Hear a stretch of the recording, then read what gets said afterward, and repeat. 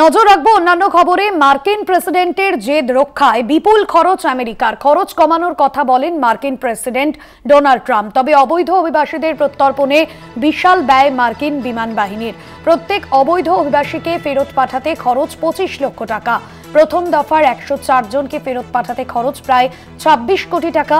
Wall Street জার্নালের প্রতিবেদনে উঠে এলো এমনই তথ্য। অবৈধ অভিবাসীদের প্রত্যর্পণে বিশাল ব্যয় মার্কিন সেনাবাহিনীর। ফেরত পাঠাতে খরচ 25 লক্ষ টাকা। প্রথম দফায় 104 জনকে ফেরত পাঠাতে খরচ প্রায় 26 কোটি টাকা। ওয়াল স্ট্রিট জার্নালের প্রতিবেদনে উঠে এসেছে এমনই তথ্য।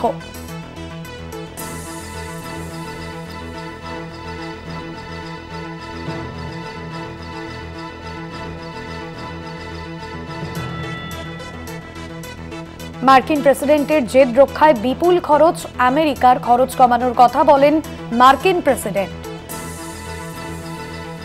আমাদের পলিটিক্যাল এডিটর আশিস চট্টোপাধ্যায় রয়েছেন ফোন লাইনে। আশিস দা, এই বিষয়ে কি জানানো হয়েছে?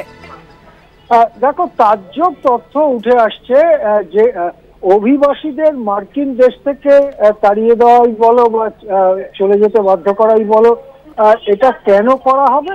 ডোনাল্ড ট্রাম্পের যুক্তি ছিল যে আমেরিকা এসে আমেরিকার প্রচুর সম্পদ এরা ভোগ করছেন এবং অনেক টাকা তারা মাইনে পাচ্ছেন বা কিছু করছেন, সেই জন্য তাদেরকে সরিয়ে দেওয়া হবে যাতে সরকারের খরচ কমে।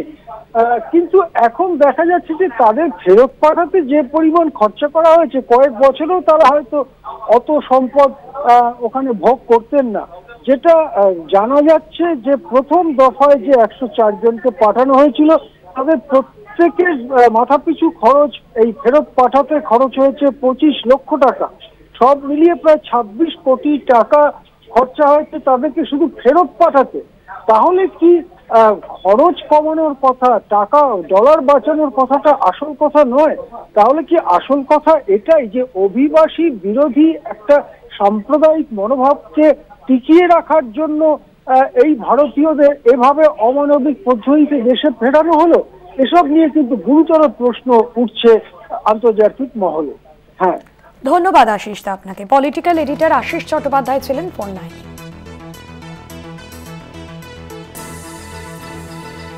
প্রত্যেক অবৈধ অভিবাসীকে ফেরত পাঠাতে খরচ 25 লক্ষ টাকা। মার্কিন প্রেসিডেন্টের জেদ রক্ষায় বিপুল খরচ আমেরিকার। খরচ কমানোর কথা বলেন মার্কিন প্রেসিডেন্ট ডোনাল্ড ট্রাম্প। তবে অবৈধ অভিবাসীদের প্রত্যর্পণে বিশাল ব্যয় মার্কিন সেনাবাহিনীর। প্রত্যেক অবৈধ অভিবাসীকে ফেরত পাঠাতে খরচ প্রায় 25 লক্ষ টাকা। প্রথম দফার 104 জনকে ফেরত পাঠাতে খরচ প্রায় 26 কোটি টাকা। ওয়াল স্ট্রিট জার্নালের প্রতিবেদনে এমনই উঠে এলো তথ্য।